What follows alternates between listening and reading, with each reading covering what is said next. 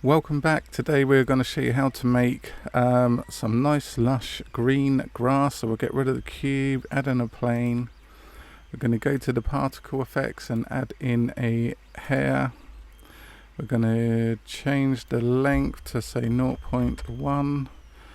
Change the quantity to 75,000. Tick on advanced. Next we will go to the velocity tab, check on randomize 0.002. Let's just go straight on in there. Okay, so we've done velocity, physics, Brownian 0.015,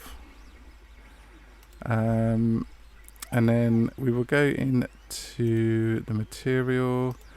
We want two new materials.